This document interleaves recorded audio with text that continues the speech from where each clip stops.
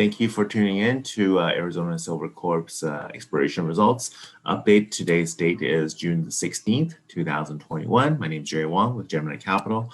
On the line here, we have CEO and President of Arizona Silver Exploration, Mr. Michael Stark, here to kind of go over some updates on the Philadephia project.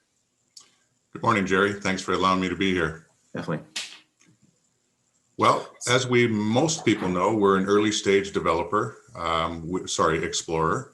And as a result of that, we've had some significant hits as of late. And as the most recent release here Monday on the main claim, again, adds a little bit of frustration. However, some of the hits are showing that we've got significant gold at various levels, but that particular claim is very broken up. And what I mean by that is we can go down 100 to 200 feet and be consistently hitting, and then it faults off. So as of late, we've got 15 holes in the lab right now, 3 additional holes of core and 15 RC. And that's on our Perry claim, which is approximately 5,000 feet away from the main claim where we've done most of our drilling to date.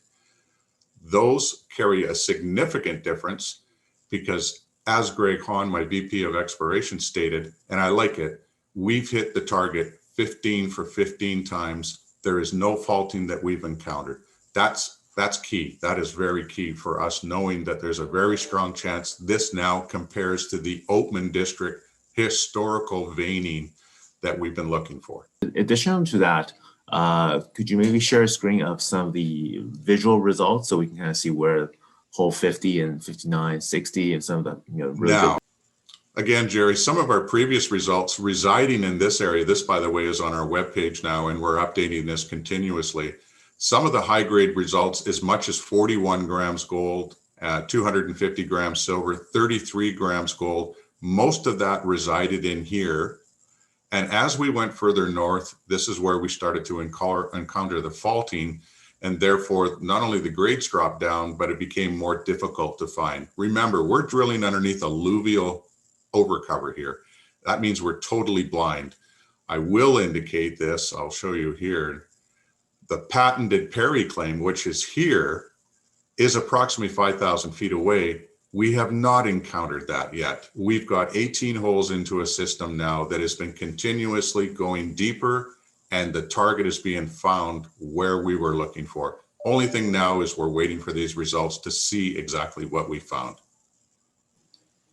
Excellent.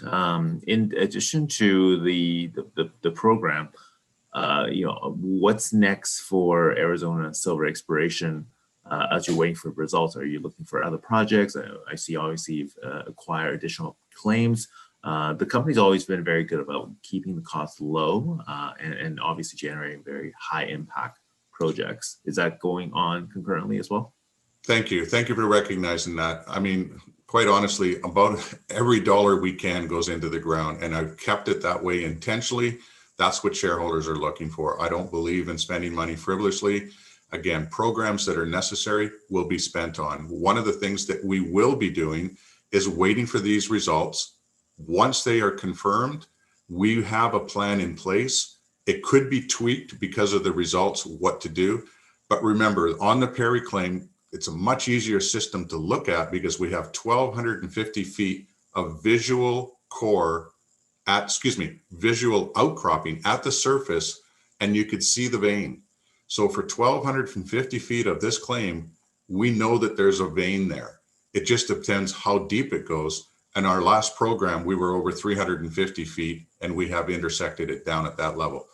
In the history books, I mean, the Oatman District specifically, people have gone down over 1,000 feet on these veins.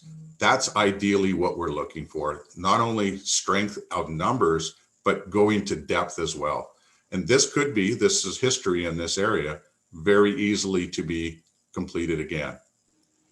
Okay, excellent, very good. I mean, we kind of jumped right into some of the highlights and results, obviously, Mike, but tell us about some of the significance about why Arizona is so good at mining and how are the logistics here? I mean, what are we looking at? Let's say you discover a whole bunch of silver, this becomes a 20, 30 million ounce silver initial resource, 43-101.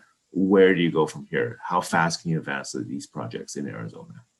Well, being that we're surrounded by operating mines, one of them 10 miles away, another one only 6 miles away, this area is very active. One of the things I like to point out is there's 3 basics that you need. You need access. Well, we're immediately off a state highway, as you can see here. It doesn't get any better than that. We have an actual driveway. The old state highway driveway goes right through the middle of our property. We need water. Well, we've hit up to 50 to 90 gallons a minute in an underground stream. We know it's not an aquifer, but again, that water could be used for the mine once developed later on. And then power. Well, there's a power grid that runs right through the south end of the property and another power line that runs parallel to the state highway. There again is all 3 components for the future. We will not develop this, Jerry. This is our intent, is to sell it. So the objective here is to build up the ounces, make it a healthy deposit, and have somebody come and take it. Okay, excellent. And that kind of leads into our last question. I mean, looking at the shareholder base, you're obviously one of the leading shareholders yourself. That always gives we're investors. We like to see management obviously have big skin in the game. Tell us maybe about how you came to the story, Mike, and also how did you come across Brady, who's obviously your senior leadership role, obviously a very influential investor at 13% plus. Again, I'm really proud of this. As it states here, and obviously these are updated numbers, we only have 57 million shares out, in which management insiders own 30%. That number will likely increase a little bit in the near future, and I'll explain that a little bit. I just purchased some shares in the marketplace. I continue to do that. I promised people I would do that. I basically said, when I have a little spare on the side, I'll buy more. Plus the fact that the stock dipped down a little bit. As a good friend of mine, Lobo from the Independent Speculator, that's when you buy.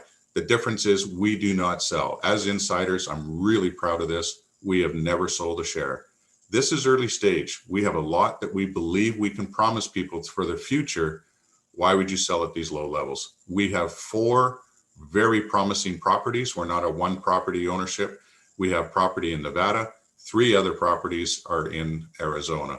I think that builds a very strong portfolio.